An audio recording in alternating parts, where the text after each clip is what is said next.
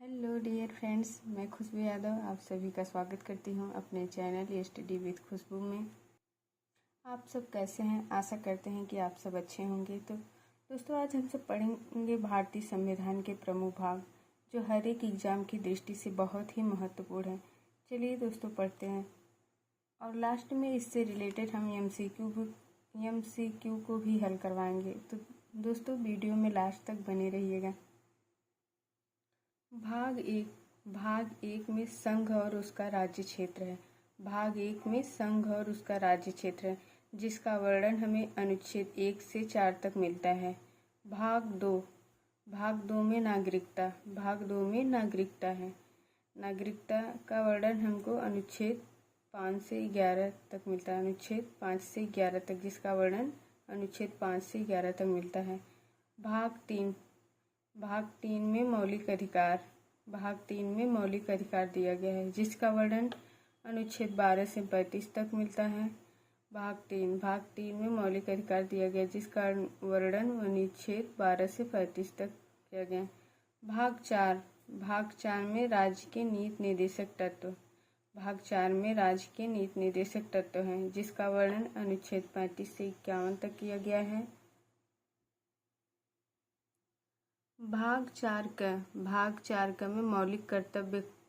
भाग 4 क में मौलिक कर्तव्य, जिसका वर्णन हमें अनुच्छेद 51 ए में मिला। अनुच्छेद 51 ए में दिया गया है, जिसको 42वें संविधान संशोधन द्वारा 1976 में ऐड किया गया था। जो सरदार स्वर्ण सिंह सीमित के सिफारिश पर 42वें संविधान संशोधन द्वारा 1976 में ऐड किया गया था। भाग 4 क को मौलिक कर्तव्य, जिसका वर्णन हमें अनुच्छेद 51 ए में मिलता है। चलिए दोस्तों, एक बार फिर से रिपीट करते हैं। भाग 1 में संघ और उसका राज्य क्षेत्र है। भाग 2 में नागरिकता का वर्णन किया गया। भाग 3 में मौलिक अधिकार का वर्णन है। भाग 4 में संघ राज्य के नीति निर्देशक तत्व हैं। भाग 4 क में मौलिक कर्तव्य। भाग 5 में संघ सरकार दिया गया। भाग 5 में संघ सरकार है, जिसका वर्णन हमें अनुच्छेद 52 से 151 तक मिलता है। संघ सरकार का मतलब होता है दोस्तों, जैसे राष्ट्रपति, उपराष्ट्रपति, प्रधानमंत्री, ये सब संघ सरकार के अंतर्गत आते हैं। भाग 5 में संघ सरकार दिया गया है, जिसका वर्णन अनुच्छेद 52 से 151 तक मिलता है। भाग 6 में राज्य सरकार। भाग 6 में राज्य सरकार, जिसका वर्णन अनुच्छेद 152 से 237 तक मिलता है।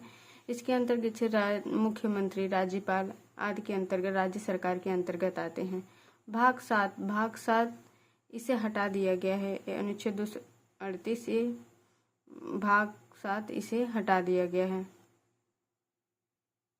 भाग 7 को 7वें संविधान संशोधन द्वारा 1956 में इसे हटा दिया गया था। भाग 8 में संघ राज्य क्षेत्र को दिया गया है। भाग 8 संघ राज्य क्षेत्र, जिसका वर्णन 239 से 242 तक किया गया है। जिसका वर्णन भाग 8 में संघ राज्य क्षेत्र को दिया गया, जिसका वर्णन 239 से 242 तक होता है। संघ राज्य क्षेत्र का अर्थ होता है मतलब केंद्र शासित प्रदेश। संघ राज्य क्षेत्र का अर्थ होता है केंद्र शासित प्रदेश। भाग 9 में पंचायत दिया। भाग 9 में पंचायत, जिसका वर्णन 243 से 243 ओ तक किया गया है। भाग 9 में पंचायत, जिसका वर्णन अनुच्छेद 243 से 243 ओ तक किया गया है। भाग 9 में पंचायत, जो इसका वर्णन 243 से 243 ओ तक मिलता है। पंचायत ग्रामीण स्तर पर प्रशासनिक एक छोटी इकाई होता है, उसे पंचायत कहते हैं। भाग 9ए में नगर पालिका दिया गया। भाग 9ए में नगर पालिका, जिसका वर्णन 243 पी से 243 ZG मिलता है। नगर पालिका को जैसे शहर की प्रशासनिक इकाई, जिसे हम नगर पालिका, नगर परिषद आदि के नामों से जानते हैं। भाग 10 में अनुसूचित एवं जनजाति क्षेत्र, जिसका वर्णन अनुच्छेद 244 से 244 ए तक किया गया है। अनुच्छेद 244 से 244 ए तक किया गया है। तो एग्जाम की दृष्टि से ये भाग और अनुच्छेद बहुत इम्पोर्टेंट हो जाते हैं। भाग 11 में संघ एवं राज्यों के बीच संबंध। भाग 11 में संघ एवं राज्यों के बीच संबंध, जिसका वर्णन अनुच्छेद 245 से 263 तक किया गया है। भाग 9 संघ और राज्यों के बीच के संबंध को दर्शाता है। भाग 12 में वित्त, संपत्ति, संविदाएं और वाद, जिसका वर्णन हमें अनुच्छेद 264 से 300 तक किया गया है, जिसका वर्णन 264 से 300 तक किया गया है। भाग 13 में व्यापार, वाणिज्य एवं समागम। भाग 13 में व्यापार, वाणिज्य एवं समागम, जिसका वर्णन अनुच्छेद 301 से 307 किया गया है। भाग 14 में संघ एवं राज्य के अधीन सेवाएं। भाग 14 संघ एवं राज्य के अधीन सेवाएं, जिसका वर्णन अनुच्छेद 308 से 323 तक किया गया है। भाग 11 में संघ एवं राज्यों के बीच का संबंध है। भाग 12 में वित्त, संपत्ति, संविदाएं और वाद है। भाग 13 में व्यापार, वाणिज्य एवं समागम दिया गया। भाग 14 में संघ एवं राज्य के अधीन सेवाएं। भाग 14A में अधिकरण। भाग 14A में अधिकरण। भाग 15 में निर्वाचन, जिसका वर्णन 324 से 329A तक है। भाग 15 में निर्वाचन, जिसका वर्णन 324 से 329A तक किया गया है। भाग 16 में कुछ वर्गों के संबंध में विशेष उपबंध। भाग 16 कुछ वर्गों के संबंध में विशेष उपबंध, जिसका वर्णन अनुच्छेद 330 से 342 तक मिलता है।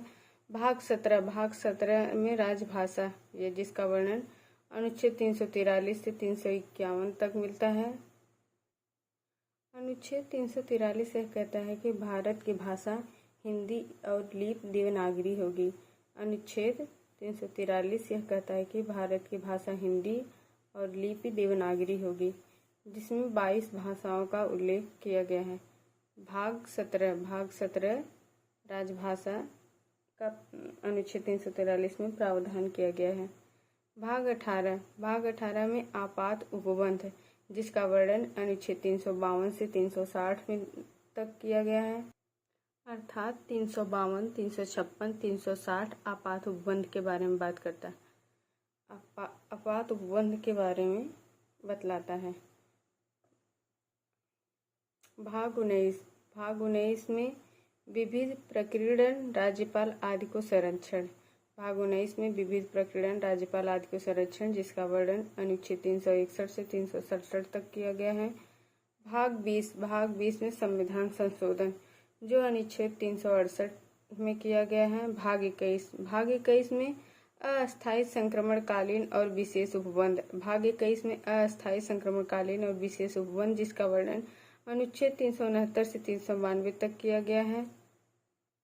भाग 22 में संक्षिप्त नाम प्रारंभ, हिंदी में प्राधिकृत पाठ और निरसन, जिसका वर्णन अनुच्छेद 393 से 395 तक किया गया है। तो दोस्तों ये 22 भाग को हम लोग कंप्लीट कर लिए। अब इससे रिलेटेड क्वेश्चन को हल कर लेते हैं। चलिए दोस्तों क्वेश्चन अटेम्प्ट करते हैं। भारतीय संविधान को कुल कितने भागों में विभाजित किया गया है? भारतीय संविधान को कुल कितने भागों में विभाजित किया गया है? 16 भागों में कि बी 22 भागों में कि सी 24 भागों में कि डी 25 भागों में? तो बी 22 भारतीय संविधान को कुल 22 भागों में विभाजित किया गया है। भारतीय संविधान को क्रमांक अनुसार 22 भागों में विभाजित किया गया है। गणना की दृष्टि से इसमें वर्तमान में कुल 25 भाग हैं। गणना की दृष्टि से वर्तमान में 25 भाग हैं और मूल संविधान में कुल 22 भाग थे। नेक्स्ट क्वेश्चन, निम्नलिखित विषयों पर चर्चा कीजिए तथा उन्हें क्रमानुसार जो संविधान में उल्लेखित है व्यवस्थित कीजिए। ए है संघ तथा उसका राज्य क्षेत्र, बी है मौलिक कर्तव्य, सी है नागरिकता, डी है राजकीय नीति निर्देशक तत्व। तो भाग 1 में संघ और उसका राज्य क्षेत्र है। पहले ए आएगा, ये इसमें भी है, ये इसमें भी है, ये सही हो सकता है, ये सही होता है, ये दोनों ऑप्शन गलत हो जाएंगे। मौलिक कर्तव्य 4 का में दिया हुआ है। नागरिकता भाग 2, ए के बाद सी ये ऑप्शन गलत हो जाएगा, पहला सही हो जाएगा। नागरिकता भाग 2 में दिया गया। भाग 3 में मौलिक अधिकार हैं। भाग 4 में राज्य के नीति निर्देशक तत्व हैं। भाग 4 का में मौलिक कर्तव्य हैं। संघ और उसका राज्य क्षेत्र भाग 1 में है। मौलिक कर्तव्य भाग 4 कम है, जो सरदार स्वर्ण सिंह सिंधित के द्वारा 42वें संविधान संशोधन 1976 में जोड़ा गया था। भाग 3 में नागरिकता है और भाग 4 में नहीं, भाग 2 में नागरिकता है। भाग 2 में नागरिकता है। भाग 3 में मौलिक अधिकार को दिया गया। भाग 4 में राज्य के नीति निर्देशक तत्व हैं। तो इसका ये ऑप्शन सही हो जाएगा। निम्नलिखित में से कौन सुमेलित नहीं है? निम्नलिखित में से कौन सुमेलित नहीं है? नागरिकता संविधान के भाग 2 में दिया गया है, ये सही है। मौलिक अधिकार संविधान के भाग 3 में दिया गया है, ये भी सही हो जाएगा। मौलिक कर्तव्य संविधान के भाग 6, ये गलत है दोस्तों। मौलिक कर्तव्य संविधान के भाग 4A में दिया गया है। मौलिक कर्तव्य संविधान के भाग 4 में दिया, ये ऑप्शन गलत हो जाएगा। राज्य संविधान के भाग 6, ये सही हो जाए। नेक्स्ट क्वेश्चन को देखते हैं। निम्नलिखित में से कौन सुमेलित नहीं है? निम्नलिखित में से कौन सुमेलित नहीं है? नागरिकता भाग 2 में दिया है, सही है। संघ राज्य क्षेत्र भाग 7 में नहीं है। संघ राज्य क्षेत्र भाग 8 में वर्णन किया गया। संघ राज्य क्षेत्र का वर्णन भाग 8 में किया गया। भाग 7 को निर्वासित कर दिया गया है। भाग 7 को संविधान का भाग 7 पहली अनुसूची के भाग ख के राज्य 7वें संविधान संशोधन अधिनियम 1956 द्वारा निरसित कर दिया गया है। नगर पालिका भाग 9 है, सही। निर्वाचन भाग 15। नेक्स्ट क्वेश्चन को देखते हैं। निम्नलिखित में कौन सा प्रावधान संविधान का भाग सही सुमेलित नहीं है? राजभाषा भाग 17, संघ राज्य क्षेत्र भाग 8, अनुसूचित और जनजाति क्षेत्र भाग 10, अधिकरण भाग 11। तो दोस्तों इसको कमेंट बॉक्स में कमेंट करके बताइएगा कि कौन सा करेक्ट आंसर होगा। इसका आंसर हम कल देंगे। बाय दोस्तों, आप सबको ये वीडियो कैसी लगी कमेंट करके ज़रूर बताइएगा।